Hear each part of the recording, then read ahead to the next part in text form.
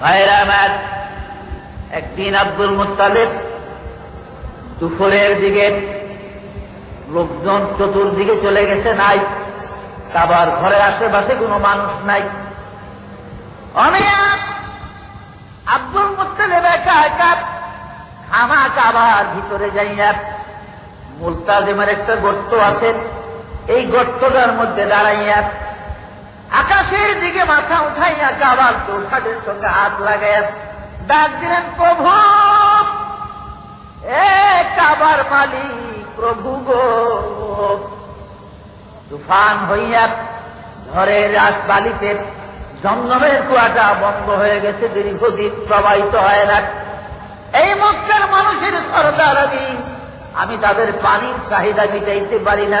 ও প্রভু, মেহেরবানি করে এই জমজমের কুয়াটা যদি তুমি আবার প্রবাহিত করে দিতা, জারি করে দিতা, তাহলে আমার 10টা ছেলে আছে, এই 10টা ছেলের মধ্য থেকে একটি ছেলে আমি নিজের হাতে আনিয়া এই খানায় কাবার দরজায় শোয়াইয়া নিজ হাতে তারে কোরবানি দিতা। মানব করলেন, আমার হাতে আমি কোরবানি দেব একটা ছেলে, তো তুমি জমজম জারি করে দাও। দেরি নাই, আর সাথে সাথে জুস মারিয়া জমজমের পানি উতরাইয়া উঠতে বলেন সুবহান, জারি হয়ে চলে আসলেন তিনি। কিন্তু এখন এই মানটি আদায় করে না। কি কইছিল, একটা ছেলে কোরবানি দিব না, পানি জারি হইলে বললে গেছে। আব্দুল মুত্তালিব মানব করছে কি, পোলা কোরবানি দিব। এখন স্বপ্ন দেখতেছে আব্দুল মুত্তালিব, মানব আদায় করো, তাহলে কিন্তু তোমার সব ছেলেদের উপরে বিপদ দিব। ঘাবড়ে গেলেন তিনি। পরদিন সব পোলাগো ডাকছে, আব্বাস, জাফর, আবু তালেব, আবু লাহাব, তারপরে গিয়ে আপনার সাহেবা, সব ছেলেরা আসছে। বাবাকে লেগে ডাকছেন আমার ঘরে, বলে বাবারা রে, ওই যে এক সময় ঝড়ে জমজমের কুয়া বন্ধ হয়ে গেছিল, তো মানুষ করছিলাম একটা পোলা কোরবানি দেবো, জমজম দাঁড়িয়ে হইলে। এখন আমি তো স্বপ্ন দেখতেছি মানুষ আদায় করুন লাগে। এখন তোমরা কে কোরবানি হইবা, তাহলে রেডি হয়ে আসতো, আমি কামটা ছাইরা নেব। আচ্ছা, এরকম তো ভাই বাবা চোখ হযরত আব্বাস তো বাজার আপনি সেদিন কাবার ঘর খাড়াইয়া আমার মেয়ে করছিলেন যে আমি আব্বাসেরই কোরবানি দিব। কয় না, এটা নাম কই না। তাহলে আমি মাফ খাই বাবা, আমি হাজ যাইতে মরতে রাজি না। আমি গেলাম। আমির হামজা কই যে আব্বা আমার কথা বুঝছিলেন, আমারে দিলেন কেন, তোর নামও কই না। তাহলে আমিও বাবা মাফ খাই, আমি মরতাম না। এইভাবে জাফর, আবু তালেব, আবু লাহাব, সব ছেলেরা 10 জন, তো 9 জনে গেছে গিয়ে। আব্দুল্লাহ তো ছোট মানুষ, বিপদে পড়ে গেছে। ঠিক করি, মক্কায় যারা ফাদরি ছিল, ইহুদি আলেম, তাদেরকে ডাকলেন, ধর্মযাজক যারা, আপনারা আমার পরামর্শ করেন, আমার মানকে আদায় করি কিভাবে। বলে আপনি একটা কাজ করেন। বলে কি করতাম? বলে আপনার ইচ্ছা, ছোট ছেলেটা দিয়ে দেন। তাই তো আর প্রতিবাদ করতো না। বলে হয়ে যা খালে। আব্দুল্লাহ ওই সাজিয়া গুজিয়া নতুন জামা কাপড় পরে টরিয়া সাজসজ্জা করে 12 থেকে 13 বছর বয়স আব্দুল্লাহর সাজায়া মক্কার দরজায় লয়ে গেছে, কুরবানি দিয়া মানুষ আদায় করব। খবর হয়ে গেছে সারা এলাকায় যে আমাদের মক্কার সদর আব্দুল মুত্তালিব তার ছেলে আব্দুল্লাহরই কুরবানি দিতে কিছু জবাব করতে। হাজার হাজার জনতার ভিড়।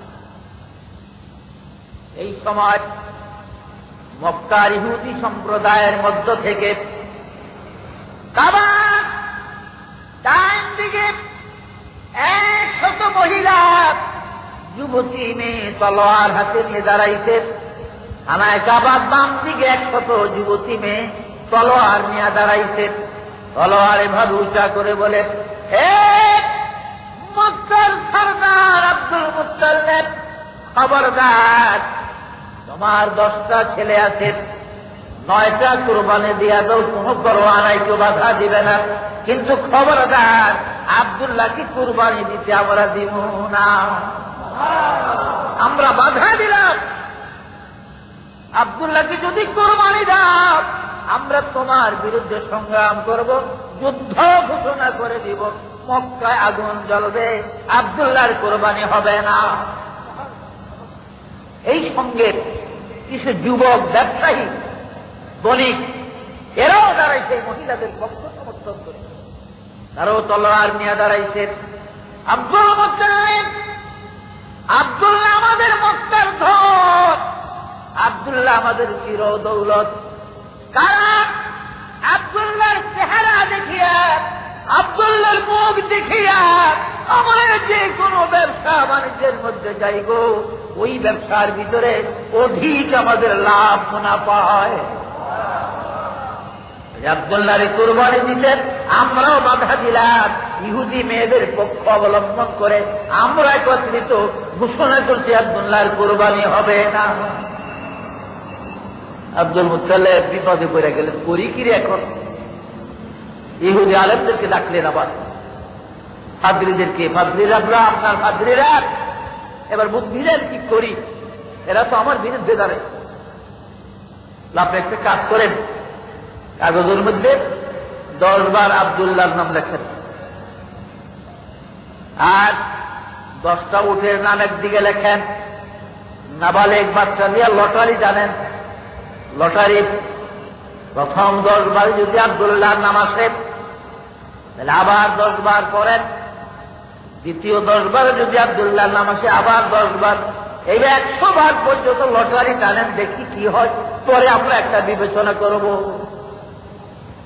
এবার লটারির ব্যবস্থা, প্রথম 10 বার লটারি টানে, আব্দুল্লাহর নাম আসলো। দ্বিতীয় 10 বার আব্দুল্লাহর নাম, তৃতীয় আব্দুল্লাহর নাম আসতে আসতে 99 বার লটারিতে আব্দুল্লাহর নাম আসে। 100 নম্বর লটারি টানার বাকি কয় আছে? আর 1 বাকি আছে। ঠিক এই মুহূর্তে ওই ইহুদি 200 যুবতী মেয়ে তলোয়ার নিয়ে দাঁড়িয়ে গেছে, যুবক বণিকরাও দাঁড়িয়েছে। আব্দুল মুত্তালিব লটারিতে আব্দুল্লাহর নাম 100 বার, 1000 বার, লাখো বার, কোটি কোটি বার যদি আসে গো আব্দুল মুত্তালিব, তবু আব্দুল্লাহকে কুরবানি দিতে আমরা দিব না। এইবার লটারি টানা হলো, আল্লাহর কুদরতে 100 নম্বরের কালে উটের নাম এসে যায়, আব্দুল্লাহর নাম আর আসে না। বলেন আলহামদুলিল্লাহ। 100 নম্বরে কি আসলো? উটের নাম। আব্দুল মুত্তালিব নিজের উটের বহর থেকে 100 উট আনিয়া খানায় কাবার দরজায় তলোয়ার দিয়া একটা একটা করে নিজের হাতে 100 উট কুরবান করে দিলেন, মানত আদায় করে দিলেন। ভাইরা আমার, ওই ইহুদি মেয়েরা কারা? মরিয়ম নামে একটা মেয়ে ছিল, নওফেলের মেয়ে, মরিয়ম বিনতে নওফেল। নওফেল ইহুদি একজন বড় আলেমও ছিল এবং খুব বড় বিশিষ্ট ধনী ছিল, যে জমিদার ছিল মক্কা। ইহুদি জমিদার নওফেলের মেয়ে ছিল মরিয়ম।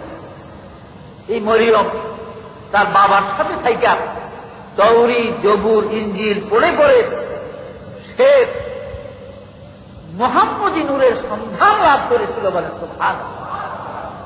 সেটা কি? আব্দুল্লাহর কপালে যে নূর, এই নূর আখেরি নবী মুহাম্মদ রাসূলুল্লাহ সাল্লাল্লাহু আলাইহি ওয়াসাল্লামের নূর। বলে সুবহানাল্লাহ। এই সন্তান কে পেয়েছিল?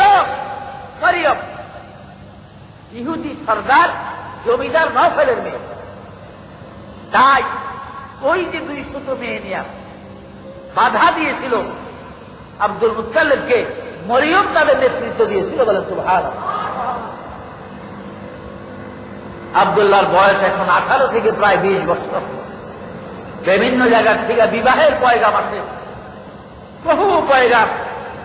কিন্তু আব্দুল মুত্তালিব চিন্তায় পড়ে গেলেন, বলা আমার একটা বেবাকি দিতে 6 মেয়ে। মাঝে মাঝে নওফেলের মহল্লা দিয়া গেলে মরিয়ম কথাবার্তা বলে, আব্দুল্লাহ রে, আমি তোমাকে প্রাণ দিয়া ভালোবাসি, তুমি যদি সুযোগ হয় তোমার বাবার কাছে আমার কথা জানাইও। আমি জমিদার নওফেলের একই মাত্র মেয়ে, ভাই বোন আর নাই। মা মরে গেছে অনেক দিন আগে, এইবার বিশাল সম্পদের মালিক আমি, তোমরা তো 10 ভাই, কাজ করলে সম্পদ আর কি পাইবা? আব্দুল্লাহ রে, তোমাকে যদি তোমার বাবা যদি মেহেরবানি করে আমাকে তোমার বন্ধু বানায়, তোমার বউ বানায় আনায়, আমার এই সম্পদ সব আমি তোমার কদমে ঢেলে দিব। আমার কথাটা তুমি বইল তোমার বাবা। আব্দুল্লাহ সত্য, কিন্তু কিছু বলতো টলতো। এদিকে নানান জায়গার থেকে বিবাহের পয়গাম আসতেছে আব্দুল মুত্তালিবের কাছে। তিনি একদিন অধীর হইয়া শেষ পর্যন্ত আব্দুল্লাহ লইয়া মদিনায় চলে গেলেন। তখন তো মদিনা নাম ছিল না, নাম ছিল ইয়াসরিব। তার এক বাল্য বন্ধু ছিল, খুব পরম বন্ধু, নাম ছিল তার তার এক বাল্য বন্ধু ছিল আব্দুল ওহাব নাম। আব্দুল ওহাব জহরি বলা হইতো তাকে, জারগার বা জহরি বলা হইতো। এই জন্য তিনি সোনার উপর ব্যবসা করতেন মদিনায়। উনি কোরাইশ খানদানের লোক ছিল। আব্দুল ওহাবের এক মেয়ে আছে আমিনা নামে, খুব সুন্দরী। ব্যবসা বাণিজ্য উপলক্ষে মদিনায় গেলে মাঝে মাঝে মেয়েকে দেখতো আর কইতো, আব্দুল ওহাব রে বন্ধু, তোর মেয়েতে বড় সুন্দরী, আমার আব্দুল্লাহ এমন সুন্দর বউ, আমার আব্দুল্লাহর বউ বানাইলে আমিনার মতো এমন আর কাউকে মানাবে না। খবরদার বন্ধু, দেখো দোস্ত, মায়া বিয়া দিতে আমার না জানিয়ে দিও নাকি। আব্দুল ওহাবের মনে আছে, পয়গাম আসলো, মানা করে দেয় মনে করে। একদিন আব্দুল্লাহ লইয়া মদিনায় চলে গেছে আব্দুল মুত্তালিব। আব্দুল ওহাব তো খুশি, দোস্ত কি খবর? বলে খবর টবর নাই, আর বড় বিপদে আছি, তোলা লইয়া মানুষ পাগল হয়ে গেছে খালি মায়া দেওয়ানের লেগে। মানে আমি নারে কি করছো বলে রাখছি আপনার কথা। বলে আর দেরি নাই, বিবাহ করিয়া দাও, আমি বউ সারা বাড়ি যাবো না। আমিনার সাথে আব্দুল্লাহ বিবাহ বন্ধন হয়ে গেল। বউ নিয়া আব্দুল মুত্তালিব আমিনাকে নিয়ে মক্কায় চলে গেলে। বলে সুবহানাল্লাহ। মক্কাতে যাওয়ার কিছুদিন পরে আব্দুল্লাহ একদিন ওই নওফলের মহল্লা দিয়ে রওনা করেছে। মরিয়ম দূরের থেকে দেখছে, ছাদের উপর থেকে দৌড়িয়ে দরজার কাছে আসছে। ডাক দিছে, আব্দুল্লাহ এদিকে আসো, অনেকদিন তোমারে দেখি না, কোথায় ছিলাম? আব্দুল্লাহ কাছে গেলেন, আরো এদিকে আসো, পর্দার কাছে আসো। আসলেন মারিয়াম। আব্দুল্লাহ মাথা থেকে কদম পর্যন্ত তাকায়, ভালো করে চেহারার দিকে তাকায়, মুখের দিকে তাকায়, কিন্তু কেমন কেমন জানি লাগে। আব্দুল্লাহ অনেকক্ষণ তাকাইয়া মরিয়ম আব্দুল্লাহর দিকে এইবার মুখটা মলিন করিয়া চোখের পানি ছেড়ে দিয়া পর্দার ভিতরে চলে গেলে। আব্দুল্লাহ কই মরিয়ম? আব্দুল্লাহ বলে, মরিয়ম গো, আগে পরে আসলে কথা বলতা, আদর করতা, খাওয়াইতা, আজকে ডাকলা, কাছে আসলা, এখন মুখ মলিন করে চোখের পানি ছেড়ে কোনো ভিতরে চলে যাও, কারণ কি? মরিয়ম বলে, আব্দুল্লাহ রে কথা গোপন করিও না, আমি খানায় কাবা তৌরি জবুরেন দিলেন প্রথম দিয়া তোমাকে বলছি, কথা গোপন করিও না। আব্দুল্লাহ সত্য করে বলো, তুমি বিবাহ করেছ কিনা? বলে, হাত বিবাহ হয়েছে আমার। কোথায়? মদিনায় বাবার দোস্ত আব্দুল ওহাবের মেয়ে আমিনার সাথে। মারিয়াম বলে, রে আব্দুল্লাহ, বাবা নওফের সঙ্গে থেকে থেকে তৌরি জবুর ইনজিল গবেষণা করে আমি মুহাম্মদী নূরের সন্ধান লাভ করেছিলাম। রে আব্দুল্লাহ, তোমার কপালে যেই নূর ছিল, এই নূর আখিরি পয়গম্বরের নূর ছিল। রে আব্দুল্লাহ, যার কারণে তোমার বাবা যেদিন জমজম কুয়ার সংস্কারের জন্য তোমাকে কুরবানি দেওয়ার জন্য কাবার দরজায় নিয়েছিল, ওই দিন 200 যুবতী মেয়ে বাধা দিয়েছিল, তাদের নেতৃত্ব আমি করেছিলাম। রে আব্দুল্লাহ, রে আব্দুল্লাহ, আমি জানি তোমার এই নূর যেই মহিলার পেটে যাবে সে শেষ পয়গম্বরের মা জননী হবে।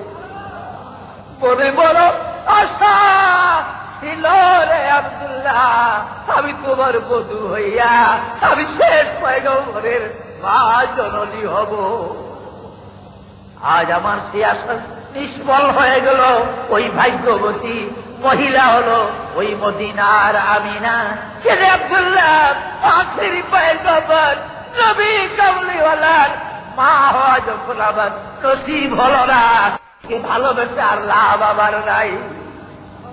আব্দুল্লাহরে আকাশ সাক্ষী রাখলাম, জমিন সাক্ষী, কাবার ঘর সাক্ষী, তৌরিদ জবরিল সাক্ষী। আমি যখন আখিরি পয়গম্বরের শেষ নবীর মা জননী হতে পারলাম না, এই পৃথিবীতে স্বামীর ঘর আর করব না। লা ইলাহা ইল্লাল্লাহ মুহাম্মাদুর রাসূলুল্লাহ সাল্লাল্লাহু আলাইহি ওয়াসাল্লাম। ভাইরা আমার, আমিনা গর্ভবতী, আমিনার পেটে আল্লাহর হাবিব এসে গেলেন। আমিনা হামেলা, বলেন সুবহানাল্লাহ। 1 মাস 2 মাস করে করে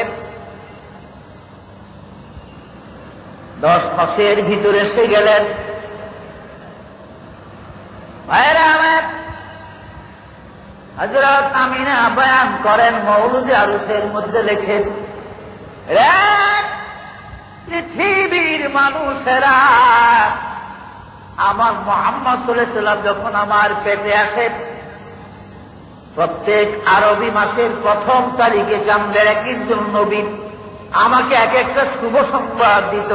আমি না গো, তুই সাবধান থাকিস গো, আমি না, তোর পেটের সন্তান আখেরি পয়গম্বর হবে। এইভাবে এক এক মাসের এক একজন নবী আমার শুভ সংবাদ দিত, আমি না, তোর সন্তান কিন্তু সমস্ত নবীদের সরদার হইয়া দুনিয়া আসতেছে। আমি না বলেন, ও দুনিয়ার মানুষ, আমার মুহাম্মদকে পেটে লইয়া 30, 40, 70 হাত গভীর কুয়ায় পানি আনার জন্য আমি বালতি কলস নিয়ে যখন যাইতাম, আমি কুয়ার কিনারে আমার মুহাম্মদকে পেটে করিয়া দাঁড়াইবার সাথে সাথে কে যেন সাফা পাহাড়ের দিক থেকে একটা আওয়াজ দিত, জিব্রাইল, এ জিবরিল, তাড়াতাড়ি কুয়ার কিনারে যা, আমার বন্ধুর মা আমিনা কুয়ার পারে পানির জন্য এসেছে। আরে জিবরিল যা, বালতি নিচে বালাইয়া পানি উঠাইতে আমিনা আর কষ্ট হবে। রে জিবরাইল, নিচের থেকে পানি ধাক্কা দিয়া কিনারে লাগাইয়া দে, আমিনা যেন পানি নিতে কষ্ট না হয়। মা আমিনা বলেন, ও পৃথিবীর মানুষেরা রে, আমি কুয়ার কিনারে যাওয়ার সাথে সাথে পানি ঢেউ মারিয়া পারে লাগাইয়া যাইত।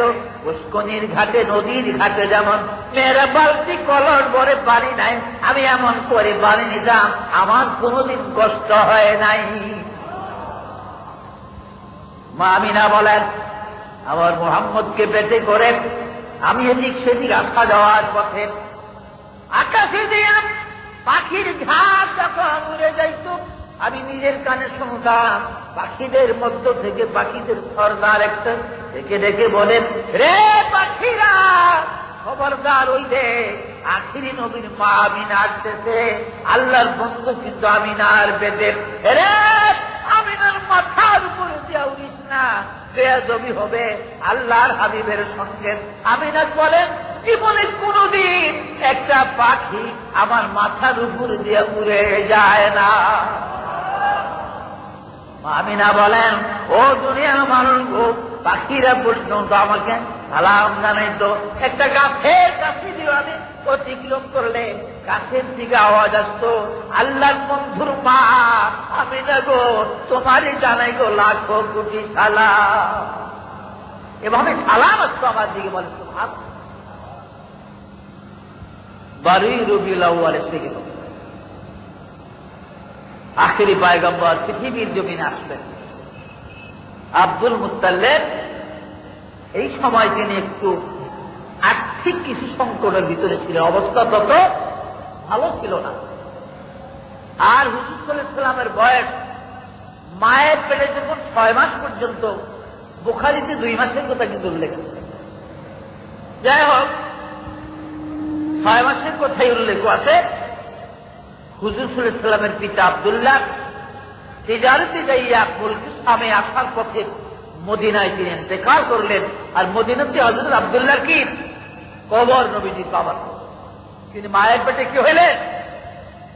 এতিম হয়ে গেলেন। বলেন সুবহানাল্লাহ। ও দুনিয়ার মানুষ, আমার রাসূল এমন এতিম ছিল রে, পৃথিবীর কোন মক্তব মাদ্রাসার খাতার মধ্যে দপ্তরে আমার নবীর নাম ছিল না। অর্থাৎ তিনি উম্মি, লেখাপড়া শিক্ষার জন্য স্কুলে খাতায় মানুষের নাম লেখে ভর্তি হয়। আমার রাসূলকে স্কুলে মক্তবে ভর্তি করার ভর করে লেখাপড়া শিখাইবার কেউ ছিল না। এই জন্য তিমে মোহাম্মদ কেনা জান বজর কুতুব খানায় আজ চান্দে মিল্লাত বসার। পৃথিবীর কোন মক্তব, স্কুল, কলেজের দপ্তরে আমার রাসূলের নাম ছিল না। এমন একটি আসতেছেন মায়ের উদর থেকে, গভীর রাত্র। আমিনার ঘরে 2 জন খাদেমা দিলেন আব্দুল মুত্তালিব, 2 জন দাসী নিযুক্ত করলেন। একজন আব্দুল মুত্তালিবের নিজস্ব দাসী উম্মে আয়মানকে দিলেন, আরেকজন আবু লাহাবের দাসী সুয়াইবিয়ারে দিলেন। বললেন, সুয়াইবিয়া গো, তুই ভিতরও যাবি, বাহিরও আসিয়া খবর জানাবি। আর উম্মে আয়মান রেগুলার ভিতরে থাকবে। আমি খানায় কাবার দরজায় অহরহ বসা আছি, যেই কোনো মুহূর্তে কি খবর আমাকে জানাবি। আমি এখানে অপেক্ষা করতেছি কাবার কিনারায়। একটা তলোয়ার হাতে নিয়ে, আরবদের দস্তুর তারা তলোয়ার নিয়ে থাকার, যেহেতু তখন জাহিলিয়াতের যুগ ছিল, অন্ধকারের মধ্যে 2 জনের দেখা হইলে তলোয়ারবাজি শুরু হয়ে যেত ভোর হওয়া পর্যন্ত। এর মধ্যে একজন হয়তো মরিয়া যেত, আরেকজন প্রাক্তনের 2 জন মরত। সকালবেলা দেখা যেত যে বাপে হুতেই করতে রাত বইরা লড়ে আন্দারের মধ্যে, আপন ভাইয়ে ভাইয়ে। এই জন্য পৃথিবীতে শেষ পর্যন্ত নবীজিও চিন্তা করতেন রাত্রে কি অবস্থা, তখন সালামের ব্যবস্থা তো বলেন সুবহানাল্লাহ। সালাম দাও, সালাম দিলে মুসলমান হইলে ওয়ালাইকুম সালাম বলবে, আর মুসলমান হইলে আসসালামু আলাইকুম বলবে। আর নাইলে অন্য কাফের মুশরিক হইলে হ্যাঁ কি বলে, আসসালামু আলাইকুম বলবে, তোর উপর ধ্বংস হোক আল্লাহ কি কইব। এই সালামের কথা আছে, এগুলি আবার বিস্তারিত বুঝাইতে অনেক সময়ের দরকার। ভাইরা আমার, আব্দুল মুত্তালিব তলোয়ার হাতে কাবার ঘর, কাবার দেওয়াল হেলান দিয়ে বসে আছে, আর কান রাখছে আমিনার হুজরার দিকে। বলেন সুবহানাল্লাহ। গভীর রাত্র, হঠাৎ আব্দুল মুত্তালিব দাঁড়াইয়া গেলেন। তিনি এবার দাঁড়াইয়া তলোয়ারটা হাতে লইয়া একটা দৌড় দিলেন আমিনার ঘরের দিকে। আমিনার ঘরের দরজায় যায় দাসী উম্মে আয়মানকে ডাক দিলেন, এ দাসী উম্মে আয়মান গো, তাড়াতাড়ি দরজাটা খুলে দে, দরজা খোল ঘরের। আর আমার আব্দুল্লাহর এতিম সন্তান আমিনার দুলাল ওই মোহাম্মদকে আমার কোলে দে, মোহাম্মদকে দে আমার কোলে। উম্মে আয়মানকে, আপনার কি মাথা খারাপ নাকি? আপনি কি পাগল? কি বলো? এখনো তো আমিনার সন্তান দুনিয়া আসে নাই। আমিন এখনো তো সুতিকা ঘরের, ব্যথা চলতেছে প্রসবের। আমি কাবার দরজায় বসা, হঠাৎ আমি শুনি গো তারা জানি আসমানের দরজা গুলা খুলিয়া দিতেছে। আর সাথে সাথে আমি দাঁড়াইয়া গেলাম। আমি আকাশকে দিকে নজর করে দেখি গো একদল মহিলা পাখির মতো সবুজ পোশাকে উড়িয়া উড়িয়া এক একটা নূরের বাতি তাদের সামনে আমার মা আমিনার ঘরের দিকে আসতেছে। আর তারা একজন আরেকজনকে ডাকে, আয় গো হাওয়া, আয় গো আসিয়া, আয় গো মারিয়াম, আয় গো আয়, আমরা মক্কা নগরীতে যাই গো, আমিনার ঘরে আয়। আল্লাহর হাবিব আখিরি পয়গম্বর মুহাম্মদুর রাসূলুল্লাহ দুনিয়ায় আসবে, চল আমরা আমিনার খেদমতে যাই। এই দাসী আকাশী মহিলাদের কাছে আমি শব্দ শুনছি, আমি আসিয়ার নাম শুনছি, মরিয়মের নাম শুনছি, হাওয়ার নাম শুনছি, আমি রাহিমার নাম শুনছি। দে তাড়াতাড়ি দরজা খুল, দরজা খোল, মুহাম্মদ আমার বুকে দে। আমার আব্দুল্লাহ নাই গো, সাপের পালিতে যায়, মদিনায় আব্দুল্লাহ মারা যায়, কবর আব্দুল্লাহর মদিনায়। আমি মুহাম্মদের একবার বুকে জড়াইয়া আব্দুল্লাহর কথা ভুলিয়া থাকবো, দে তাড়াতাড়ি আমার কোলে দে। এমন বলেন, ধৈর্য ধরেন, প্রথম খানায় কাবার, এখন আমিনার সন্তান এই পৃথিবীতে আসে নাই, বলেন সুবহানাল্লাহ। ভাইরা আমার, জামে সগীর, বগবী, মওলুদে আরুস, রাহে হক বিভিন্ন কিতাবের মধ্যে পাওয়া যায়। রবিউল আউয়ালের গভীর রজনীতে আল্লাহ পাক জিবরাইলকে ডাকলেন, রে জিবরাইল, তাড়াতাড়ি তুমি দেরি না করে তায়েফ নগরীতে চলে যাও। একটা হুলস্থুলি পড়ে গেছিল, তায়েফে চলে যাও বলে। আল্লাহ কেন? আমার বন্ধুর বয়স আমিনার কোলে যখন 12 দিন হবে, তায়েফের হালিমা আসিয়া আমার হাবিবকে কোলে গলা তায়েফ নিয়ে যাবে। রে জিবরাইল, 4 বছর বন্ধু তায়েফের দেশে থাকবে হালিমার কোলে, কিন্তু তায়েফ বড় অভাবী জায়গা, হালিমা বড় গরিব, বড় দুর্ভিক্ষের দেশ তায়েফ। তায়েফের মাটি ভালো না, ফসল জিরাত পায় না, ফল ফলাদি হয় না, গাছপালা গুলা দুর্বল, মানুষগুলা দুর্বল, জীব জানোয়ার দুর্বল, এই তায়েফের মাটিগুলি ভালো না। কাজী জারে জিবরিল, যা, আমার বন্ধু এদেশে 4 বছর থাকবেন, যাই না।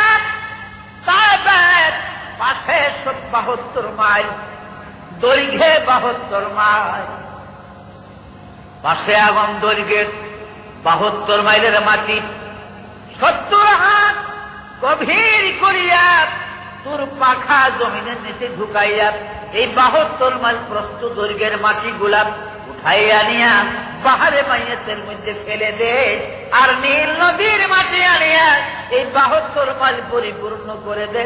আমি আমার বন্ধুর আগমনের রাত্রিতে আমি তায়েফের জমিন শস্য শ্যামলা করে দিব।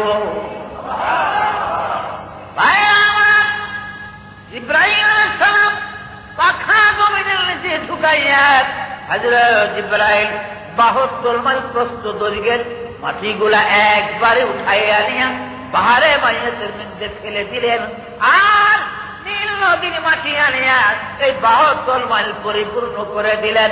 এই জন্য কিয়ামত পর্যন্ত ভাইরা আমার, আকাশ থেকে যদি 1 ফুটা বৃষ্টি না পড়ে, বৈজ্ঞানিক যুগের সার নেয় না দেয়, পাওয়ার মেশিনের পানি না দেয়, তবু তায়েফের ফসল কোনদিন কম হবে না। সেই নবী, আপনার আবার নবী, সেই রাসূলের জন্ম, তিনি আসতেছেন পৃথিবীতে, বলেন সুবহানাল্লাহ। ভাইরা আমার, আল্লাহর হাবিব পৃথিবীর জমিনে আসবেন।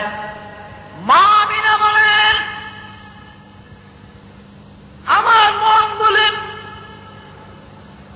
পৃথিবীর ভিতরে কি যেন একটা ঝলঝলা শোনা যায়। উম্মে আয়মান বলেন, আমিনা গো, ও আমিনা, তোমার কি কষ্ট হয়? গো না গো, দাসী কষ্ট। খানায় কাবার সন্তানের যেই ব্যথা, সেটা আমি কিছুই বুঝি না।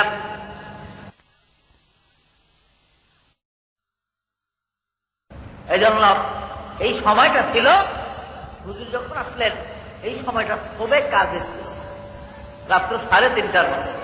তাই শাফি মুজাহিদ রাত্র 3:30টায় ফজরের নামাজ পড়ে, রাসূল সিজদার অবস্থায় দুনিয়াতে আসছিলেন। আর আমাদের ইমাম আজম আবু হানিফা রাহমাতুল্লাহ আলাইহি বলেন, শাফিরে, আল্লাহর হাবিব যদিও সবে কাজে সিজদার অবস্থায় জমিনে এসেছিলেন তিনি, কিন্তু যখন ফেরেশতারা রাসূলকে প্রথম আকাশে নিয়ে সোনার তক্তা শোয়াইয়া কাউসারের পানি দিয়া গোসল করে জান্নাতি লেবাস পরাইয়া জিব্রাইল আমিনার কোলে দিয়া যায়। আমার নবী আরেকটা চিন্তা করেছিলেন, ওই চিন্তাটা শোবে সাদেকের মধ্যে ছিল। বলেন সুবহানাল্লাহ। এই জন্য হানাফি মুজাহাবে আমরা শোবে সাদেকে ফজরের নামাজ পড়ি। তাই হাদিস শরীফ আছে, আসিরুল ফাজরা, তোমরা অতি আকাশ ফর্সা করে পূর্ব আকাশ, তারপরে ফজর করো। বলে সুবহানাল্লাহ। তাই বাগদাদ শরীফের গাউসুল আজমের মসজিদে, বড় পীর আব্দুল কাদের জিলানীর মসজিদে 2 বার করে ফজরের জামাত হয়। কারণ ওখানে কায়রো মুজাহাবের লোক, বিশেষ করে শাফি আর হানাফি 2 মুজাহাবের লোক বেশি। শাফি মুয়াজ্জিন এসে 3টা আযান দেয়, 3:30টা শাফি ইমাম এসে নামাজ পড়ে তারা চলে যায়। একই মসজিদে আবার তবে সাজে খোলে, আবার হানাফি মুয়াজ্জিন আযান দিয়া আবার হানাফি ইমামতি কইরা আবার নামাজ পড়ে। সুবহানাল্লাহ। কিন্তু কোনো ঝগড়া নাই, কোনো কাইদা ঝগড়া নাই। যত ঝগড়া সবই সোনার বাংলার মধ্যে। নবীজিকে হালিমা সাহেব নিয়ে গেলেন, শুনছেন না ইতিহাস? প্রথম 2 বছর, আর হুজুর 2 বছর বয়সের সময় প্রথম কথা বলা শিখতে হালিমার বাড়িতে। তারিখে হিরাতে খাতামুল আম্বিয়ার ভিতরে মুফতি শফি রহমতুল্লাহ লেখেন যে হালিমা বয়ান করে, ও দুনিয়ার মানুষ, মুহাম্মদ সাল্লাল্লাহু আলাইহি ওয়াসাল্লাম যতদিন আমার বাড়িতে ছিল, আমার কোলে ছিল, আমি সকাল থেকে সন্ধ্যা পর্যন্ত যেদিন কোন কারণে কাজের ঝামেলায় মুহাম্মদকে যেদিন কোলে নেওয়ার সময় না পাইতাম, ওই দিন আমার বাড়িতে কোন না কোন একটা দুর্ঘটনা ঘটত। হয়তো আমার বাড়িতে আগুন লাগতো, তাহলে ভেড়া বকরি মরত, তাহলে আমার স্বামী অ্যাক্সিডেন্ট হইতো, অথবা বাচ্চার আঘাত প্রাপ্ত হইতো, যে কোন একটা বিপদ আমার বাড়িতে হইতো, যদি আমি দিনের একবার মুহাম্মদকে কোলে না নিতাম। বলেন সুবহানাল্লাহ। 2 বছর নবীজির বয়স পুরা হয়ে গেছে আজ। হিসাব মতন হালিমা বলে আজকে 2 বছর তার পূর্ণ বয়স। দুপুরের দিকে হঠাৎ কাজের ঝামেলা চুকাইয়া আমার মেয়ে সাহেবাকে বললাম, সাহেবা গো, মুহাম্মদ কই গো, আমি না দুলাল কই দে তো, একটু কোলে নেই। এই পর্যন্ত সকালের পর থেকে কোলে নিতে পারি না।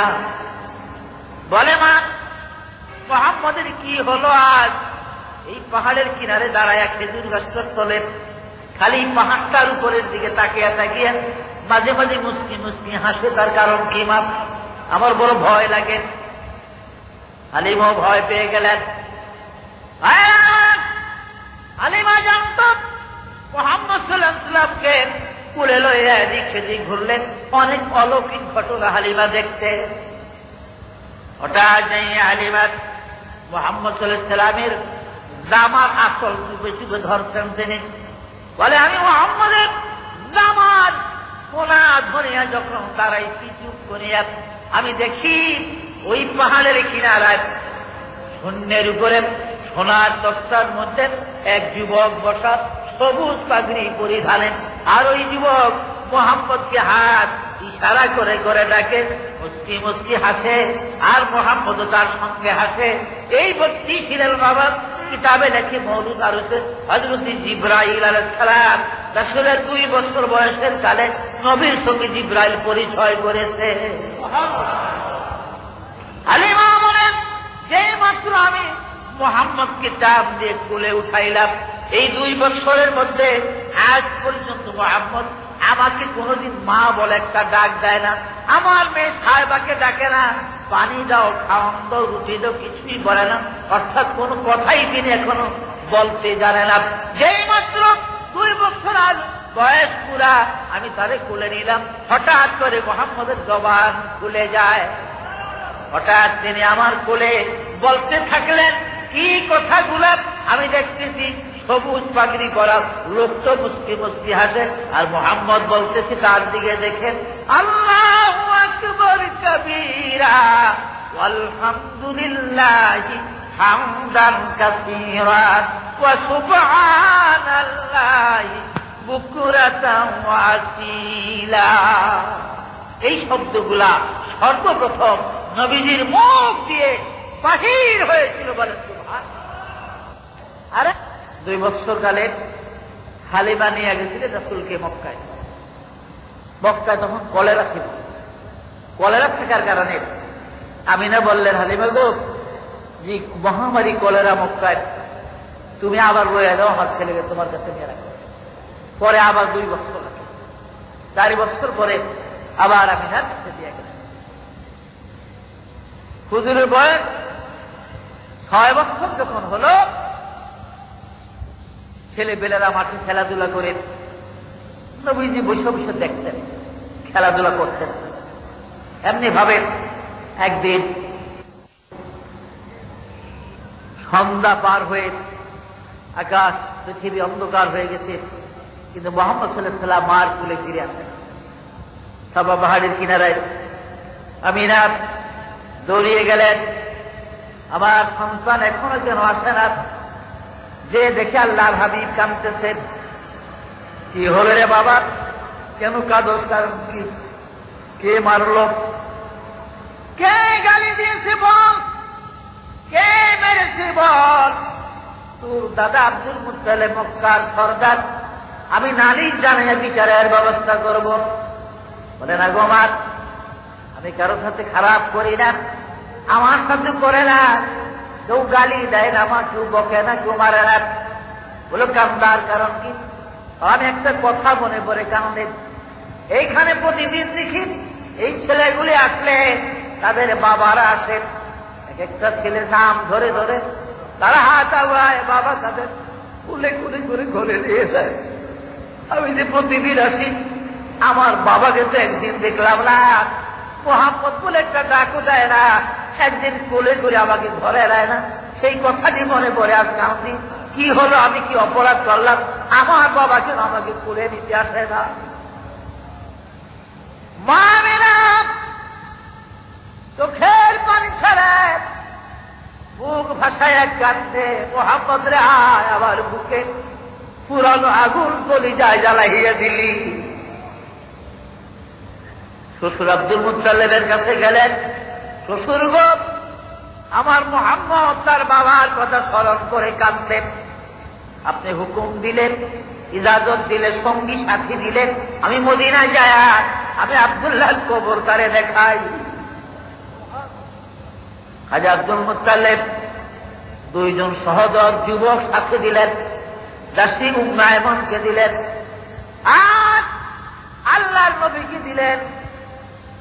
ভাইয়েরা আমার, এই 5 জনের একটা কাফেলা, কারণ বহু দূর, 270 মাইলের পথ হল মদিনা। কয় মাইল? 270 মাইলের রাস্তা মদিনা।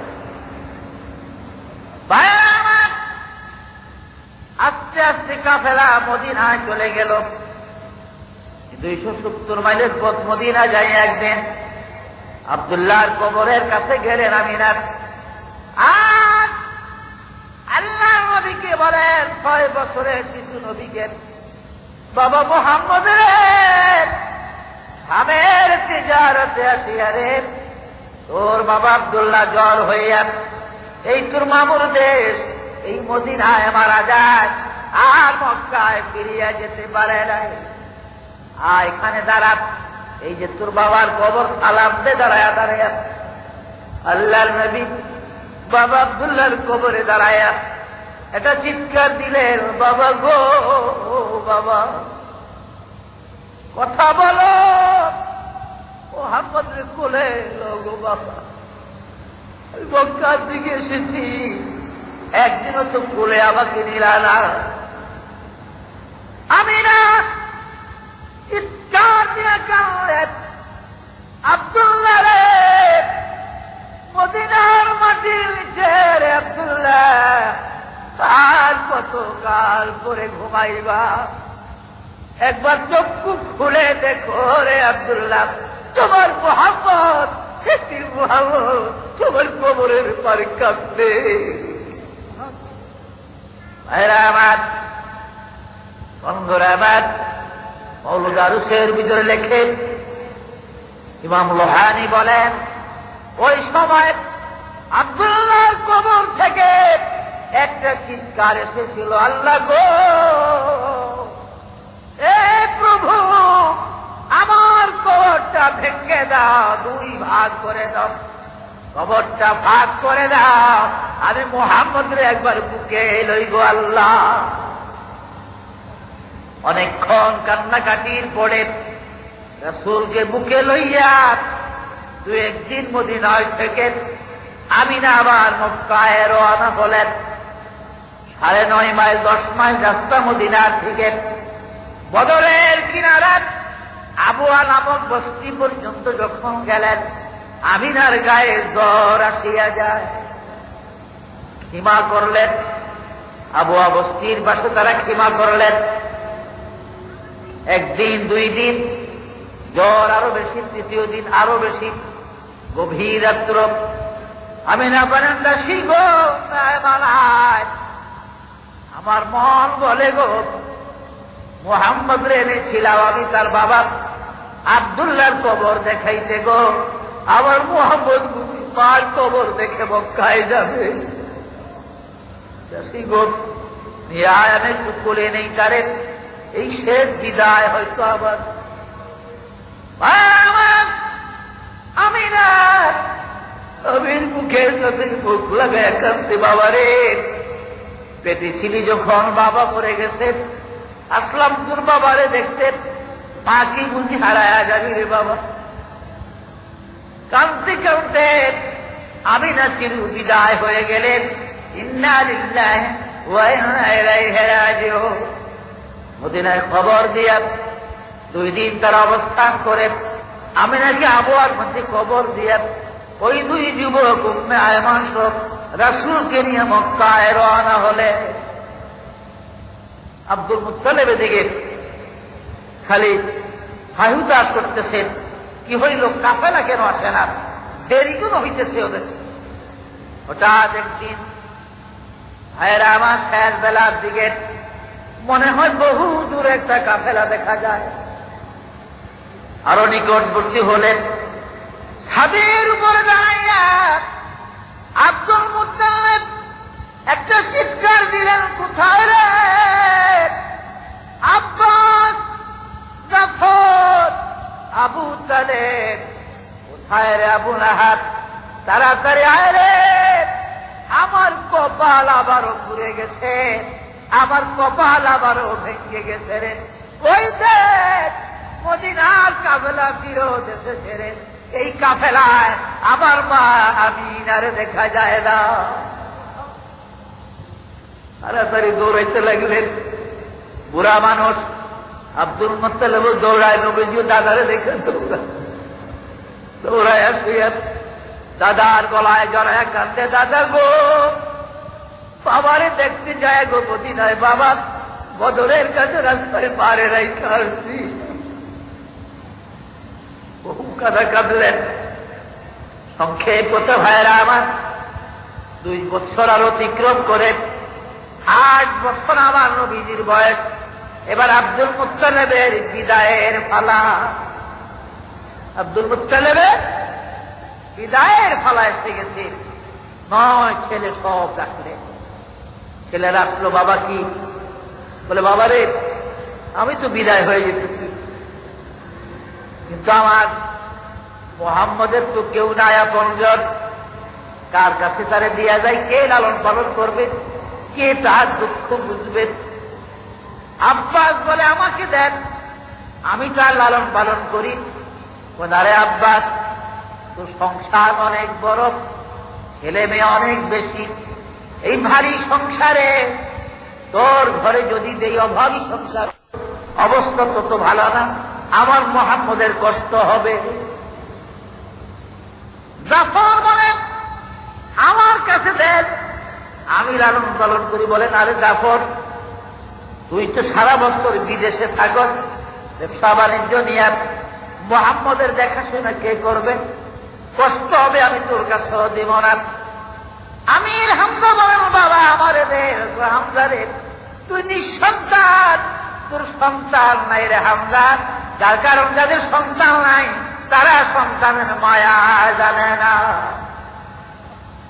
আবু লাহাব আমারে দেন, তুই হইছ অর্ধেক জঙ্গলি, তোর স্ত্রী পুরা জঙ্গলি, আচার ব্যবহার বড় খারাপ, মারধর করবেন, আমি তোর কাছে দিতে রাজি না রে ওহাব।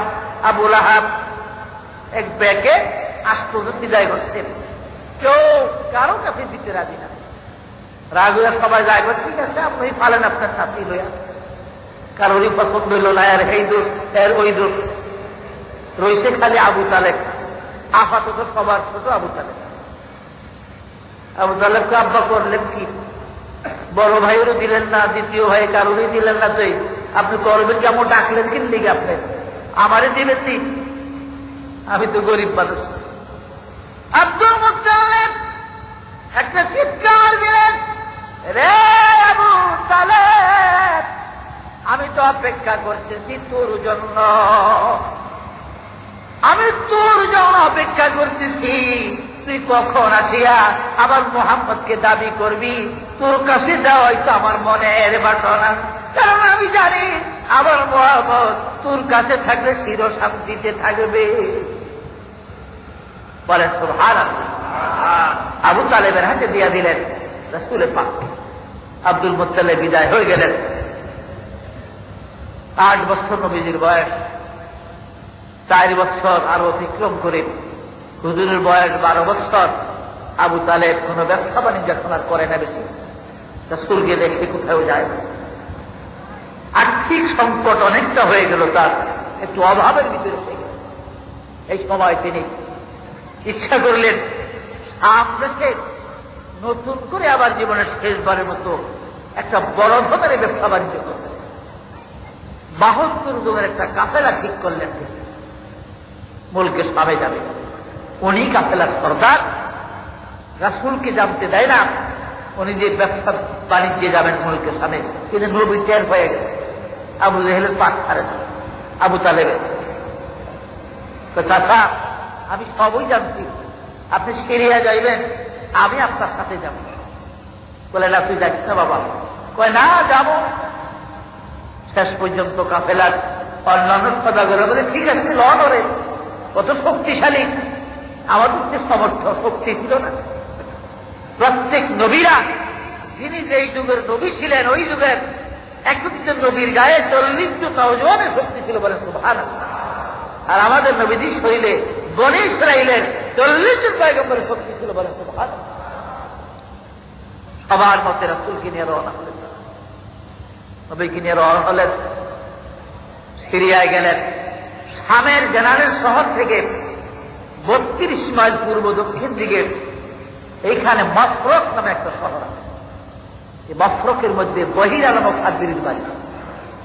আমি গোলাগার বহুবার গিয়েছি। আমি দামেস্ক এয়ারমুখ ট্রান্সপোর্ট কোম্পানিতে টাকার অভাবে করে একটা চাকরি করছিলাম 10 বছর। মফরক নামক জায়গাতে ফাদরি বহিরার বাড়ি। বহিরা তাওরী জবর ইনজিলের একজন আলেম ছিলেন। কিতাবও পাইছে যে আখিরি পয়গম্বর একটা সদাগরি কাফেলার সাথে খুব যুবক বয়সে, বালক বয়সে এই পথে একবার আসবেন তিনি সিরিয়ার বাড়ি। বহিরা রাস্তার পাশে একটা মুসাফির খানা বানিয়ে রাখছেন।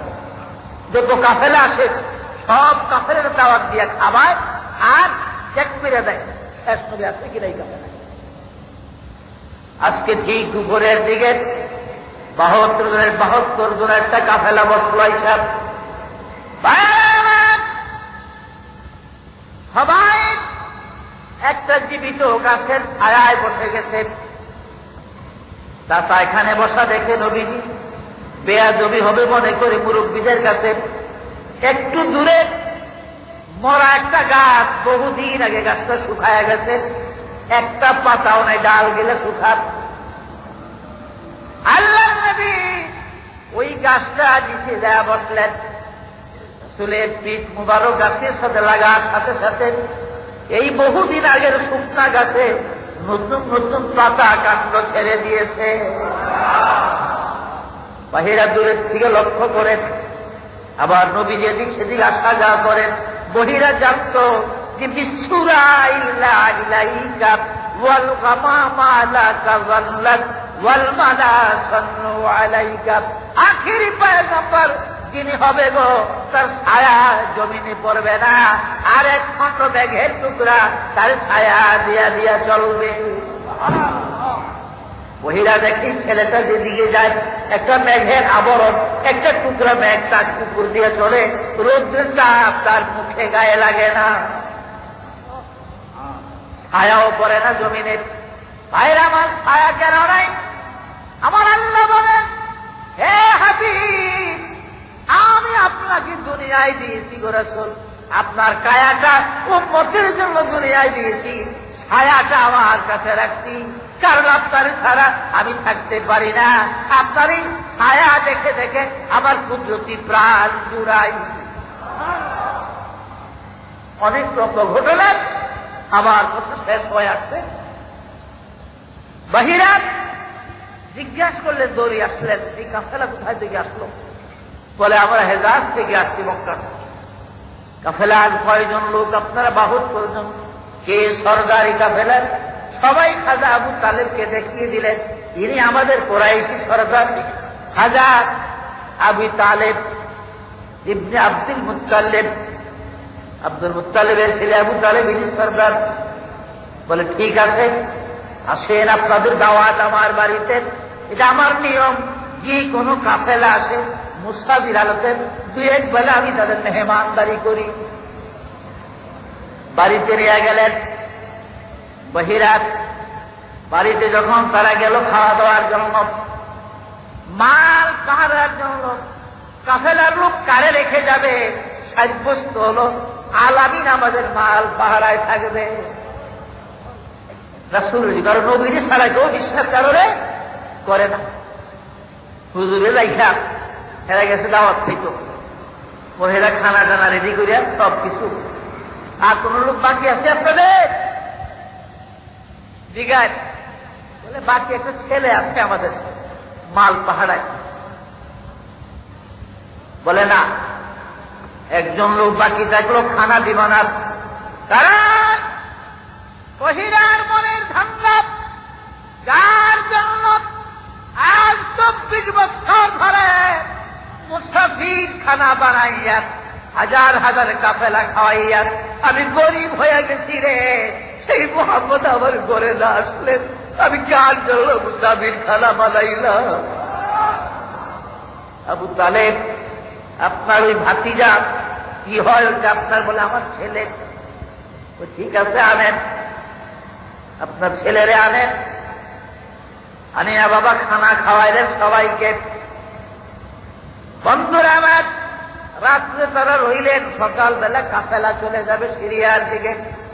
আরো 32 মাইল সামনে গেলে শামের জেনারেল শহর, এটা মস্তকের শহর মাত্র। একটা নিরালা কামরার মধ্যে আবু তালেবকে বহিরা নিয়ে গেলেন। আবু তালেব, মিথ্যা কথা আমার সাথে বলিয়েন না, কারণ আমি আসমানি কিতাব পড়ি, আমার কাছে তাওরীত, জবুর, ইনজিল আছে, সহিফায়ে আদম আছে, সহিফায়ে নূহ আছে আমার কাছে, কাজে মিথ্যা বলিয়েন না, সত্য বলেন। এই ছেলে আপনার কিছু ছেলে না? বলে অন্য কিছু হবে। বলে আমার ভাতিজা। বলে এটা ঠিক। নাম কি তার? মোহাম্মদ। বাবার নাম কি? আব্দুল্লাহ ছিল। বলে হ্যাঁ। মার নাম আমিনা। বলে হ্যাঁ। বলে হ্যাঁ, এগুলো তাওরীত, জবুর, ইনজিলের মধ্যে আছে। আবু তালেব, এই ছেলে আখিরি পয়গম্বর, শেষ নবী, তাতে কোনো সন্দেহ নাই। তাওরীত, জবুর, ইনজিলের হিসাব অনুযায়ী এই ছেলেটি শেষ নবী হবে। কাজে আমি যেমন তার সম্বন্ধে জানি, তাওরীত, জবুর, ইনজিল পড়ে এই শামের হাজার হাজার ইহুদি পাদ্রীরা এই মুহাম্মদ সম্বন্ধে জানে, তাও তাওরীত, জবুর খুলে বসে আছে, সামনে আর যায় না। এ হয়তো আপনি জীবিত নিয়ামক গায়ে যেতে পারবেন না। মালপত্র এই মফরকের বাজারে রাস্তায় বিক্রি করে আপনি মক্কায় চলে যান, এর নিয়ে আর আপনি রাস্তায় থাকবেন না। আবু তালেব বলেন, মালগুলো রাস্তায় বিক্রি করলাম, কাফেলার ঘোষণা করলাম যে আমি আর যাব না, শরীর ভালো না, বাজার বলো দিকে সুবিধা না, এইখানে আমার মাল বিক্রি করি। সবাই বিক্রি করলেন। আবু তালেব বলেন, জীবনে বহুবার ব্যবসা বাণিজ্য করেছি, আমার ভাতিজা আল্লাহর নবী মুহাম্মদকে লইয়া শামের যে শেষ তেজারতে এই মালগুলা মেইন শহরে নিতে পারি নাই, কেন্দ্রে নিতে পারি নাই, মফস্বল শহর মফরকে বিক্রি করেছি।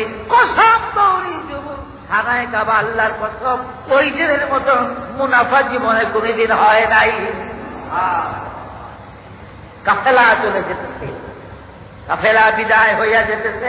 ভাইরা আমার, এদিকে বহিরা ফাতিরি দাঁড়াইয়া রইলেন, তিনি চলে যেতেছেন।